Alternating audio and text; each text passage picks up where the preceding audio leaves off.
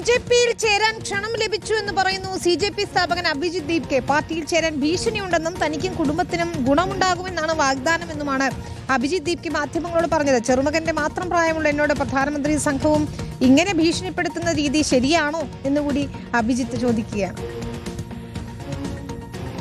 Sir आज आपको BJP की तरफ से कोई ऑफर हुई है ज्वाइन करने के लिए? अब तक धमकियां बहुत मिली कि बीजेपी में आ जाओ, अच्छा रहेगा तुम्हारे लिए, तुम्हारे परिवार के लिए।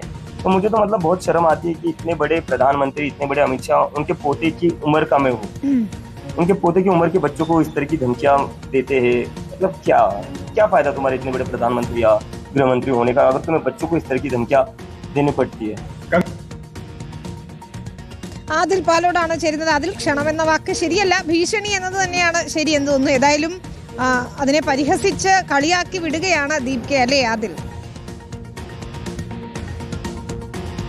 ഉറപ്പായും അങ്ങനെ തന്നെയാണ്. തന്നെ ബി ജെ പിയിലേക്ക് ക്ഷണിക്കുകയാണ്. ക്ഷണം എന്നല്ല, ഭീഷണി തന്നെയാണ് മുഴക്കുന്നത് ബി ജെ പി നേതാക്കൾ.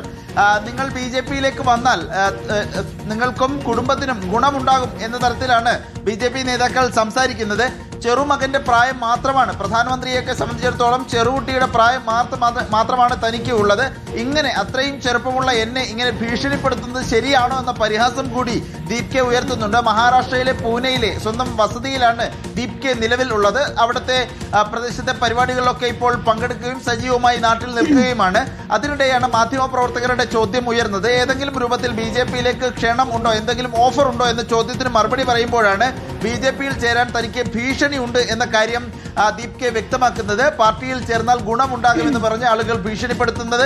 ചെറുമകന്റെ മാത്രം പ്രായമുള്ള ആളോട് പ്രധാനമന്ത്രി സംഘവും ഇങ്ങനെയൊന്നും പറയാൻ പാടില്ല എന്ന പരിഹാസം കൂടി ദീപ്കെ ഉയർത്തുന്നുണ്ടായിരുന്നു. ശരി, ഇങ്ങനെയൊക്കെ പറയാമോ എന്നാണ് എന്തായാലും അഭിജിത്ത് ദീപ്കെ ചോദിക്കുന്നത്. ക്ഷണമല്ല, ഭീഷണി സ്വരത്തിലുള്ള ക്ഷണം തന്നെ എന്ന് വേണമെങ്കിൽ പറയാം. ആദിൽ പാലോട് വിശദാംശങ്ങൾ നൽകുമായിരുന്നു.